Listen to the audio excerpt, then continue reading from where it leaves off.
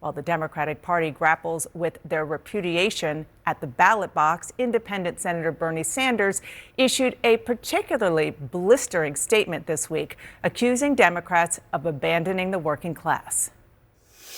And Senator Bernie Sanders is here with me now. Hello, Senator. Congratulations on your reelection. Nice to have you here.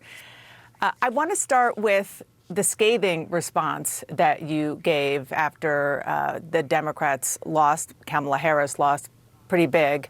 You said the Democrats abandoned the working class. The chairman of the DNC called it straight up BS and said Joe Biden is the most pro-worker president of my lifetime. Former Speaker Nancy Pelosi said she disagreed with you.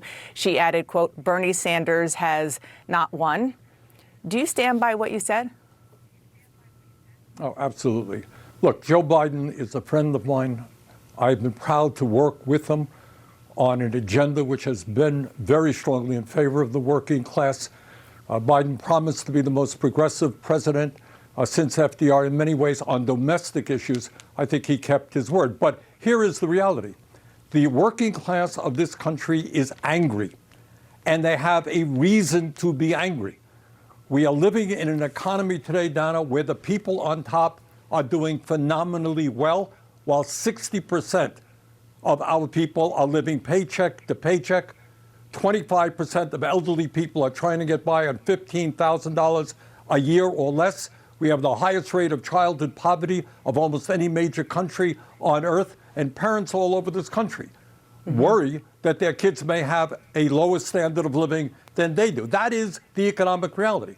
And what Donald Trump did is provided an explanation. He went around, he said, I know you're angry, and the reason is that zillions of illegal immigrants are coming over, and they're eating your cats and dogs and everything else. That's the reason. Well, obviously, that is not the reason. The reason is, in my view, that we have an unprecedented level of corporate greed today, more income and wealth inequality, and people on top want it all. And we need an agenda that says to the working class, we're going to take on these powerful special interests and create an economy and a government that works for you. And by the way, that can't happen unless you get big money out of politics. We got to get rid of the Citizens United Supreme Court decision so billionaires do not continue to buy elections. And I know that you heard President Biden and Vice President Harris tout over and over the record of supporting workers, helping the middle class, some of the things that you were instrumental in helping pass, like lowering the cost of insulin. You saw the president walking a picket line.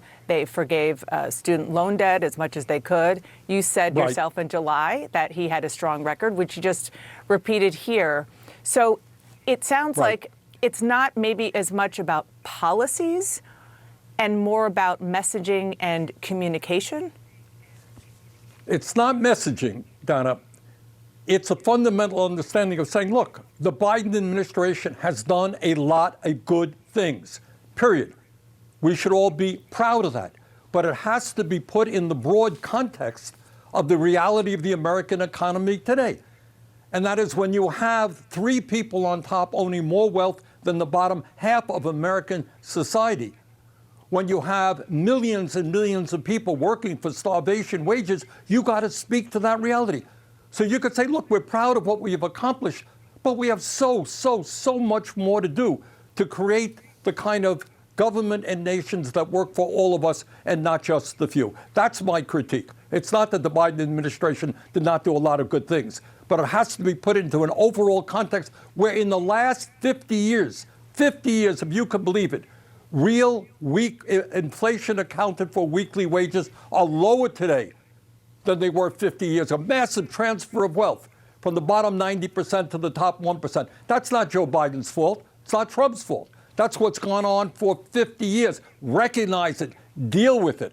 Tell the working class that you understand what is going on in their lives. You're going to fight for them.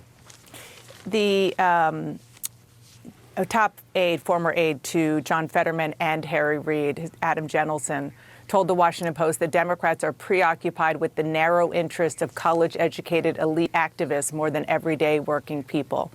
Do you agree with that? Well, that's kind of what I'm saying here, is that the vast 60% of our people live in paycheck to paycheck. How do we not talk and fight for raising the minimum wage to a living wage. Dana, on Tuesday in the election, in the state of Missouri, a conservative state, they became one of the many states that voted, I think, 58% to raise the minimum wage. Now, how is it that in Congress and the Senate, we haven't even brought a damn minimum wage bill onto the floor? We are the only major country on earth not to guarantee health care to all people as a human right. The Affordable Care Act is a stopgap measure. It is not addressing the real health care crisis in America. Why aren't we saying, yes, health care is a human right? We're going to take on the insurance companies and the drug companies. We're going to pass the PRO Act to make it easier for workers to join unions. We're going to expand Social Security by lifting it up. We're going to demand that the billionaires start paying their fair share of taxes. You know, Dana, all of these issues that I'm talking about, these are not Bernie Sanders ideas. These are, without exception, popular ideas that Democrats, Republicans, and independents support. Now, the people who don't support it is the billionaire class, and they got a lot of power. But we've got to be prepared to take them on. But what the voters supported is a man who would never do any of what you just said. I mean, not even close. Right. But what that man named Donald Trump did do is he said, I feel your pain. I know that you're hurting, and I have an explanation. Well, his explanation was bogus. You know, millions of people coming across the borders illegal. We have to strengthen the borders. That goes without saying, but that is not the cause of the problem. The cause of the problem right now is to have a small number of people on top who have enormous economic and political power. How, for example, can the Democrats not say, look, we got to get rid of the Citizens United? Mm-hmm. In this campaign, in the Republican Party, Democratic Party, billionaires exerted their power. Most Americans know that's wrong. So, I'm sorry, go ahead. No, I was just going to say, so we've talked about the economic issues, which, of course, that's number one. Then there's the social and cultural divide that seems to be happening between a lot of people in America who used to support the Democrats and what is now the Democratic Party, or what's perceived to be the Democratic Party. White voters largely propelled Trump to victory in the race, but there was a major shift. The exit polls showed that Latino voters, especially Latino men, shifted more towards Donald Trump. Biden won them by 23 points in 2020. This year, Trump won them by 12. I want you to listen to what a Latino voter told my colleague Ed Lavandera this week. We believe in, teaching our kids about God, our Christian values, family values. And the Democratic Party is embracing all the woke, left-leaning ideas that it doesn't go with our values. Do you think it's the Democrats pushing Latinos to Trump, or is it Trump bringing in Latinos? I think more Democrats are pushing Latinos to Trump. What do you think of that? Well, what I think is that Trump has done a good job in claiming that Democrats do nothing more than the woke agenda.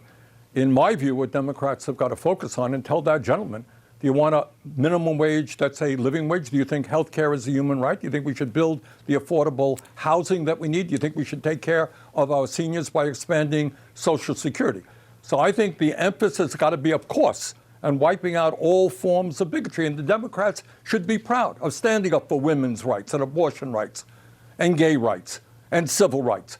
But the emphasis got to be is to make it clear that we are prepared to stand with the vast majority of the people, many of whom are falling further and further behind, while the people on top do phenomenally well. That's a message that, in my view, will resonate with the Latino community and the entire working class community. Let me give one example, perhaps, of this kind of dynamic that we're hearing about.